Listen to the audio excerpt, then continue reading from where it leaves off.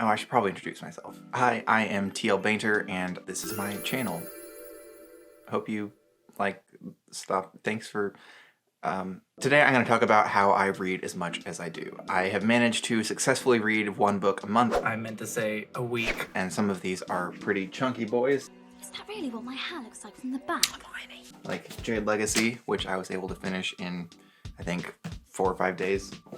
Now, that's not as much as some people manage to do, but I do have a lot on my plate, so I kind of am limited in how much time I'm able to spend reading, but I do manage to squeeze in enough reading time now and then in order to get that done. So I'm going to talk about how I squeeze in as much reading time as I do, and additionally, how I'm able to read as much as I do within that amount of time. When you only have about maybe 4 hours a day at most to spend reading, you really have to try to cram as much reading as you can into that time. I'll give you some tips and tricks for doing so that you can try to meet your own reading goals this year. Now, the very first tip that I'm going to give to you is vary your mediums. And that sounds like a really weird sentence, but I honestly couldn't think of a better way to put it. So we're sticking with vary your mediums. When you are reading, try to change up the way in which you're reading. We have all sorts of ways that we can read these days. We can sit down and read the physical book. We can read on a Kindle e-reader, which I have mine.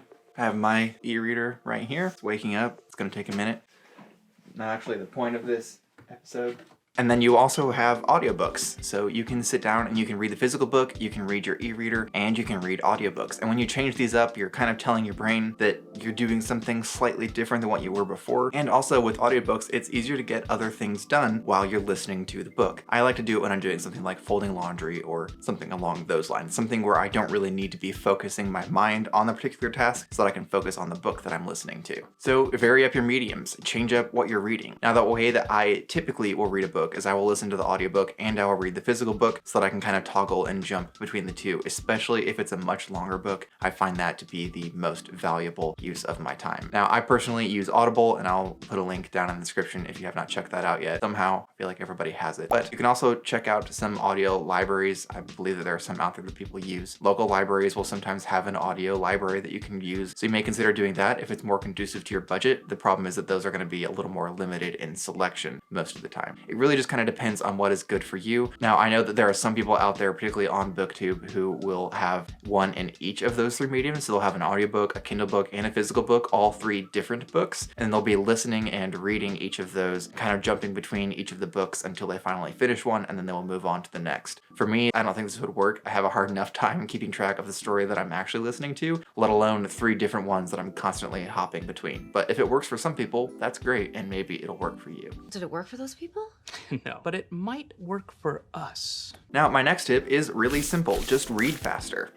That's it. That's all you have to do. Just read faster. Are you not getting books done in time? Well, stop reading them as slowly as you are. Read them faster. My goodness, what an idea. There's something that you might have done when you were a kid, and I know that I did it when I was a kid, and then I somehow forgot it when I was an adult, and that is I didn't read every single word. And what I mean by that is I didn't, in my head, pronounce every single word that I was reading, because that's just not very efficient at all, and that is not a good way to get through a book. You don't actually have to mentally pronounce every single word that you read. Your brain can process information a lot faster than that. So what I typically do is I will scan across the sentence, and I can understand the sentence when I do so. And I've had to retrain my brain to do this because until last year, I wasn't reading quite as much as I had been when I was in, say, anywhere from elementary school to high school. I was reading a lot of fictional works during that time period, and then I kind of stopped and slowed down after school. So now that I'm reading again and trying to read a lot more efficiently and effectively, I've started retraining that skill within my brain so that I can read books more quickly. And especially with some books, it's really easy to do because some authors are just a little long-winded, and so you really get the gist of the sentence or even the paragraph from a quick scan as opposed to individually pronouncing every single word that is in the book. And to reiterate here, I'm not telling you to just basically scan a page, flip it, scan a page, and flip it. You're not only going to be done really quickly, but you're not actually going to process it, and you may miss some key information. What you can scan is roughly a sentence, and then scan each of the sentences and gloss over some of those words, especially words like and, the, said, and all sorts of other words that you already know are going to be present, and you can mentally tell yourself, I know what that word means.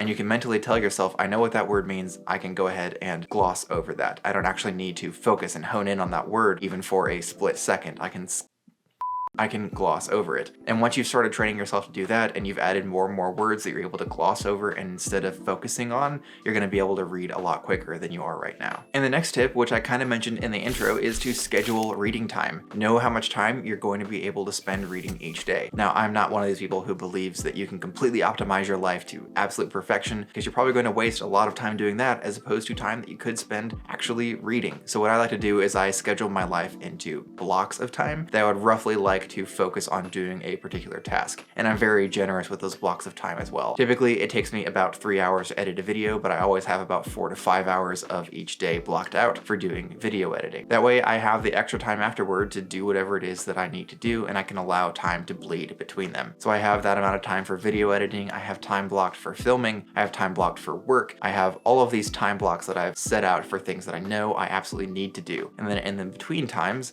I have things like free time, writing time, and reading time. And I have done my best to make sure that I have about 3 to 4 hours of time that I'm able to spend reading almost every single day. And then I have certain days where I say, I don't need to read today. I can focus on other things that I need to do, maybe catch up on any work that I've missed out on. That way, if I do end up going over time in some of my tasks, I know that there's a day in the future when I'm going to be able to catch up on whatever it is I'm behind on. And that really takes a lot of the stress off and helps me eliminate these things from my mind while I'm sitting down to read. So I know that I've taken care of my time blocking out. This is time that I can genuinely sit down and focus on reading however it is that I'm choosing to do so, be it a book, audiobook, or an ebook. And doing that has really improved my reading and allowed me to read at a faster pace. I also just don't feel guilty for days when I don't read because I know what days I don't need to read, and I have a huge block of time that I spend reading 6 days a week. So having 4 hours a day, 6 days a week that I sit down and focus on reading, and I've blocked it out during times when I know I'm going to be available, it has really helped me out. Now I know not everybody is going to have 4 hours in a day to sit down and read, but if you actually sit down and block out your time, you may be surprised how much time you end up wasting doing things that you don't actually care about all that much, because you can't even think about them when you're trying to block out your schedule. For me, I had a really serious problem with just waking up in the morning and scrolling through social media, sometimes for over an hour. That is a significant waste of time. I never really got all that much out of it, and by eliminating that from my life, I was able to spend time doing things that actually matter to me and that I really wanted to accomplish. Again, this isn't a life optimization video. I'm just letting you know that you may be wasting more time than you realize, and if you spend some time blocking out your day and scheduling time for all of the activities you know you need to do, you may be surprised how much time is left over to sit down and read. Okay, I have 3 more tips, and before we get to these next 3 tips, I just wanted to remind you that you can like, comment, and subscribe, all for free, and that really helps me out, and I greatly appreciate your support, just as I appreciate you taking the time to watch this video. And now let's move on to my next tip, which is move around. This is a really quick and easy one. Just move around. If you are finding yourself unable to get comfortable, even though you were comfortable earlier in a position, you're probably just a little bit bored with where it is that you're at, and you need a bit of a change of scenery. For me, this doesn't really need all that much. I can move from my bed to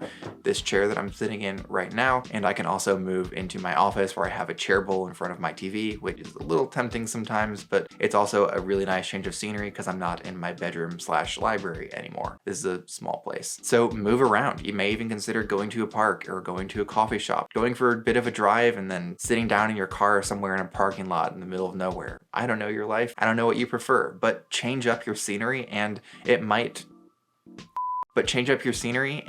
cause you to start enjoying the process of reading again. Because I know that when I first sit down to read a book, I'm really excited to sit down and read, but after about 1 to 2 hours of sitting down to do that, I'm thinking, I don't really want to be here anymore. And then I can just go to another room, and it kind of resets everything in my own brain and tells me that I can focus on reading for another hour or 2. Now, I don't know if that's going to be true for everybody, but it has definitely worked for me and has allowed me to maintain my momentum when it comes to reading. So between that and toggling between the different mediums of consuming a book, I've really come out on top when it comes to the amount of time I'm able to spend reading without being completely bored of the process of reading. Not bored of the book, bored of actually just reading in general. Now, my next tip is to change up the books and genres. I mentioned earlier about how some people are able to read like 3 or so books at the same time, which is way too much for me to even think about handling. So that isn't really what I mean when I say to change up your books, although if that works for you, that's great. What I mean when I say change up your books is that if you are not especially enjoying a book and you don't think that you're gonna finish it, you should probably just can it. Don't feel badly about not finishing a book. If you're not enjoying it and you don't like it and you don't think you're getting anything out of that book, just put it down. You're done with that book. I'm done trying to get you.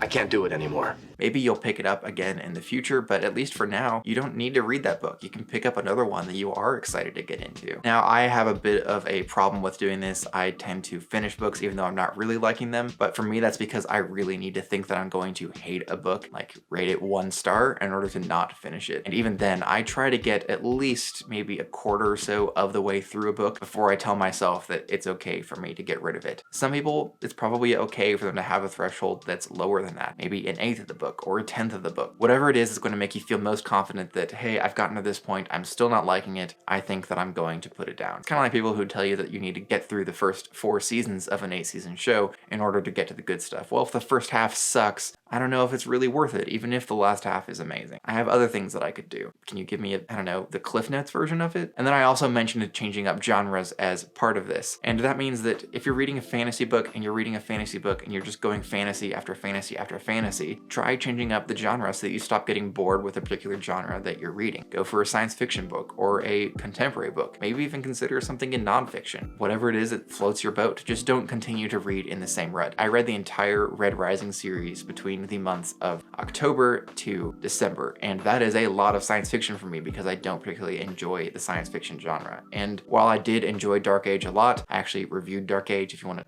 see my review, I'll link it up there. My enjoyment was probably a little bit deterred by the fact that I've been reading so much science fiction and really kind of had a craving for some fantasy. And after that, I read urban fantasy with the Greenbone Saga. Now I'm reading some more classic medieval fantasy with the Faithful and the Fallen series. And then my final tip is going to be to gamify it. Now, this doesn't mean to reward yourself for reading with something like a piece of candy or a trip to the movies or coffee at the end of all of it, because all you're doing at that point is teaching yourself that reading is work and you need to be rewarded for doing all of that work. What we want to do is trick our brains, or at least convince our brains, that reading itself is rewarding. And the best way that I found to do that for myself is to make the actual process of reading rewarding in and of itself by giving myself little achievements and progress notations. A really great way to do this is to just update your progress on social media. Goodreads is an excellent place for this. I know Goodreads itself is really problematic and is a website that looks like it's still running on Windows XP and hasn't been updated in years and years and years. I haven't seen that one since the 90s! It looks horrible. It's really hard to manage, but it's also kind of the best place for doing this sort of thing. And that might be why they're, I don't know, but it's kind of the best place for doing this sort of thing that I found. And it allows you to update your reading progress. And so once every couple of days, I will go in and I'll update my progress on reading. And seeing that little progress go, and seeing that little progress bar go up, I did it. And seeing that little progress bar go up is really encouraging to me. Oh my God, I said it. Thank goodness. So every time that I see that progress bar increase by a few percent, maybe 20 or 30% or so, it just, I don't know, it's really encouraging to me, and it might be encouraging to you too. Especially if you have friends on Goodreads who are following you there, you're just kind of showing them that, hey, guess what? I read, 30 or 40 pages today. And maybe eventually just knowing that you read that much and you got to that point is going to be rewarding in and of itself until you finally get to the point where reading a book is as rewarding as it used to be when you were younger. I know that for me, the act of reading a book was really rewarding for me when I was younger, and I'm really trying to get back to that point where just reading itself is the incredibly rewarding task. And that is going to require some retraining of my brain. Thank you so much for taking the time to check out this video. I really appreciate it. If you'd like to see another video from me, you can click up here. And until next time, bye.